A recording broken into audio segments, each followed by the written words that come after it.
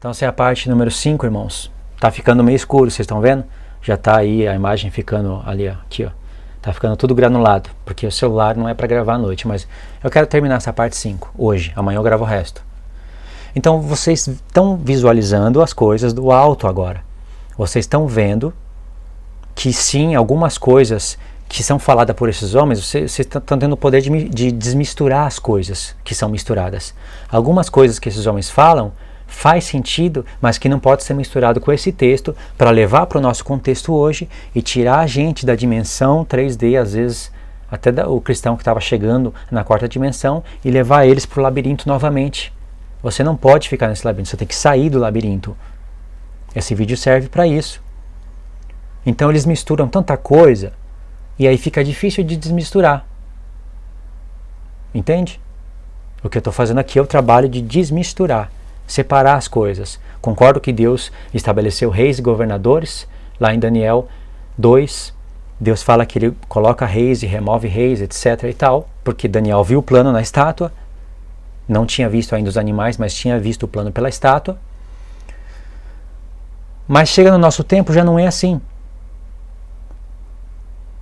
Deus não colocou esses certos homens. E você acha que Deus colocou Dilma no poder? A Dilma, você acha que ele colocou no poder? Para você orar por ela, para ter paz no Brasil? Você orou pela Dilma? Coloca aí quem orou pela Dilma, para que houvesse paz no Brasil, para supostamente estar cumprindo o seu dever civil como brasileiro, etc., como se Deus estivesse preocupado com a edificação do Brasil, e com você exercendo o seu ministério terrestre. Você orou por ela? Aconteceu alguma coisa? Mudou? Teve vida de paz? Vai acontecer, vai continuar acontecendo o mesmo, porque não é isso que Deus está fazendo e não é isso que Ele está falando. Isso era para aquela época. Paulo contemplou isso. Tanto é que aqui em Romanos 13 ele está falando que se você desobedecer a autoridade que foi constituída por ele, você está desobedecendo a ele. Não tem aqui espaço para que, se essa autoridade colocasse uma lei ante Deus, você pode praticar desobediência civil. Isso é o que é falado hoje e facilmente engana as pessoas de entendimento baixo, entendimento pequeno. Romanos 13 está falando, é um texto de transição de alianças, especificamente para essa época. A prova disso, quando você continua lendo, no verso 8, por exemplo, Paulo fala, após ter falado tudo isso que ele falou e que eu li e expliquei, ele fala: ninguém fiqueis devendo coisa alguma, exceto o amor com que vos ameis uns aos outros, pois quem ama o próximo tem cumprido a lei. Pois isto, não adulterarás, não matarás, não furtarás, não cobiçarás, e se há qualquer outro mandamento, tudo nessa palavra se resume: amarás o teu próximo como a ti mesmo. O amor não pratica o mal contra o próximo, de sorte que o cumprimento da lei é o amor. Por que ele está falando isso? Porque é texto de transição de alianças. Esse mesmo texto aqui, quando diz: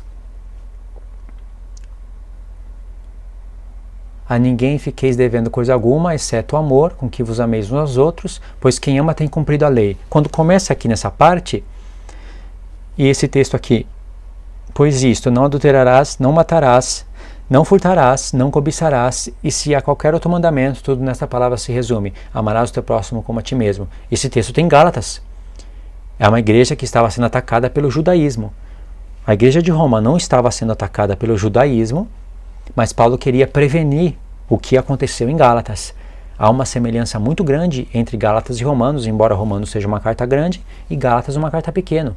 São os mesmos personagens: Abraão, Sara, Isaac, Jacó, Edom, Ismael.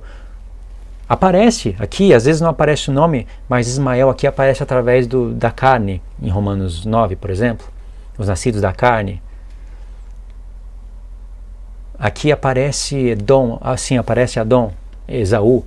Lá em Gálatas não aparece Esaú, mas Paulo está levando em consideração tudo isso. Cartas onde aparecem as expressões obras da lei, debaixo da graça, livres da lei, tudo está em Romanos e Gálatas. Então tem que contextualizar, são textos que foram escritos por causa de transição das alianças. Sim, muitos princípios continuam para nós hoje, como esses, mas coisas que ele falou antes de obedecer a toda autoridade, etc. e tal, isso já não tem cabimento hoje. Tanto é que eu expliquei o que expliquei, se vocês não perderam o que eu estou falando, né? Aí, em Romanos 14, olha, nós lemos Romanos 10, paramos no verso 10, aí teria o verso 11, 12, 13, 14. Não considera esses versos importantes. E aí vem o capítulo 14,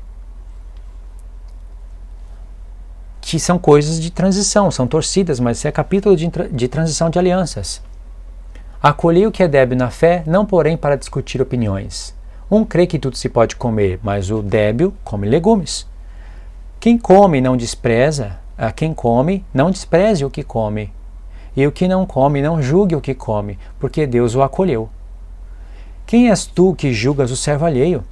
Para o seu próprio Senhor está de pé ou cai, mas estará de pé, porque o Senhor é poderoso para o suster.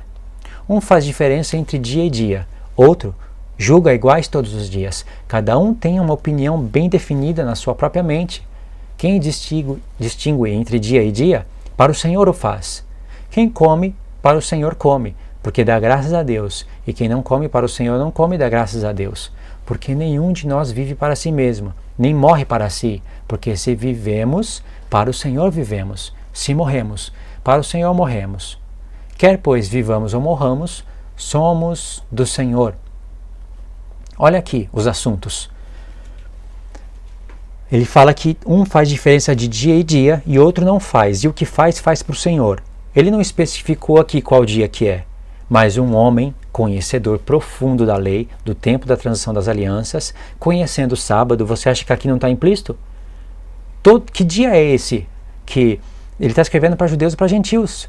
Que dia é esse que os homens iriam fazer diferença e outros não? Meus olhos estão doendo por causa da luz, eu vou ter que parar já já. Que dia é esse? Os adventistas iriam ler esse daqui, iriam ler e ia falar, não tem nada a ver com sábado isso. Então tem a ver com que dia? Ah, tem a ver com dias das festas. Mas nas festas não tem os sábados? Ainda que não seja o do sétimo dia, tem os sábados que Deus chama de descanso. Ah, esses sim, mas o sábado não. Então Paulo deixou de explicar algo tão importante. E aí vem hoje os mestres da lei adventista e quer pôr aqui o que não está escrito. Ainda que eles falam, mas era algo tão claro, Luiz, tão claro que não haveria necessidade de escrever aqui o sábado do sétimo dia. Mas sábado do sétimo dia é tão claro, então o que está escrito em Hebreus 4? Não vou nem entrar no assunto agora, mas você vê que facilmente dá para varrer todos esses argumentos que são desviados da verdade. São desviados. Então aqui Paulo está falando coisas para homens, judeus e gentios. Uns faziam diferença de dia e dia, outros não. Sim, tem os dias das festas, tem o sábado do sétimo dia, porque que esse dia estaria fora, se é um dia que Deus faz diferença e que os homens faziam diferença de outros dias, porque o sétimo faz diferença dos outros 6. E faziam para Deus. Mas chegou o tempo da realidade das coisas. Paulo já havia ensinado aqui, já tinha em conta que o sétimo dia era uma figura do milênio, dá para ver isso pelos profetas, uma figura do verdadeiro sábado. Mas haviam judeus ainda que tinham que obedecer à lei, como Paulo escreve para os coríntios, não é para parar a circuncisão. Foi chamado circunciso, permaneça nisso. Foi chamado incircunciso, não se circuncide. Não é para se circuncidar. Porque não é pela circuncisão que você vai alcançar a fé em Deus. Mas não é agora porque você alcançou a fé em Deus, em Jesus Cristo, sendo judeu, que você vai parar com tudo. Por quê? Ele não explica o porquê. Mas vamos meditar. Por quê? Como que um judeu iria parar a circuncisão? Não tem como parar a circuncisão, uma vez que já cortou a pele do prepúcio. Não tem como pôr de volta, e não é só isso a circuncisão. Isso é apenas um requisito para você entrar na aliança. Quando Paulo fala de circuncisão, ele fala de obras da lei. A primeira obra da lei que você pratica para chegar ao Deus de Israel, conforme a Torá, é a circuncisão. Sendo circuncidado, você iria para as festas, iria praticar todas as coisas referentes à antiga aliança. Então, quando Paulo fala, aquele que foi chamado estando circuncidado, não pare a circuncisão, ele está falando, não pare as coisas da antiga aliança. Claro que é porque as pessoas tinham famílias. Se você chuta todas as coisas naquela época e fala agora aquela realidade que é Cristo, sendo judeu, tendo sido chamado por Deus, estando circuncidado, as outras pessoas iriam ver isso como blasfêmia. Ele fala muito de consciência, por isso que o próprio Paulo raspava a cabeça, sabe? Tinha voto com Deus. Ele fazia as coisas sendo exortado pelo próprio Tiago em Atos 21. Vede, Paulo, as pessoas estão ouvindo que você é um blasfemo, apóstata, ensina todos os seus filhos a não, ensina todos os pais não circuncidarem os filhos, etc. e tal, e a se apartar de Moisés. Faz o seguinte, para que eles verem que isso não é verdade, pega aqui esses 4 homens que tomaram voto, vai ao templo e faz a oferta, conforme Moisés falou. Paulo ia pegar 4 homens, fazer oferta pelos seus pecados, conforme estava escrito na lei, que Deus ordenou, com sangue de passarinhos, de animais, porque agora ele teve a consciência de que ele era judeu e tinha que estar debaixo dessas coisas. Não, ele tinha que fazer isso para as pessoas que não alcançaram ainda o entendimento do que era Cristo, pudessem ver que era mentira que estavam falando a respeito de Paulo, e que ele mesmo guardava a lei. Para que as pessoas pudessem dar ouvidos quando ele fosse falar, olha, vocês fazem a Páscoa por causa disso, vocês fazem a primícia por causa disso. Sabe por que existe o Pentecoste? Por causa disso. Olha os profetas. Aí as pessoas iriam cair em si. Agora, se todos vissem ele supostamente apostatando de Moisés, ninguém iria dar ouvido para ele. Nossa, há uma tremenda de uma revelação aí. Então Paulo não foi obedecer Tiago como hipocrisia, tipo, eu vou obedecer esse homem porque esse homem está preso na antiga aliança, vou obedecer ele só para ele me deixar em paz. Não. E o próprio Tiago estava ensinando isso para os judeus, mas os judeus vinham se agregando, tinham familiares. Ele não podia falar, para com tudo isso daí que eu vou ensinar o que é a verdade, o que é a realidade para você. Eles tinham que continuar o ministério. E isso que eu estou falando não é levado em conta por nenhum desses homens, e até mesmo por homens que não são calvinistas, etc. e tal, não é considerado, e por isso que eles chegam nesses textos aqui, que são textos de transição da aliança, e não dão valor para as expressões como obras da lei, debaixo da graça, torcem o que é fé, torcem o que é graça, separam lei, sabe?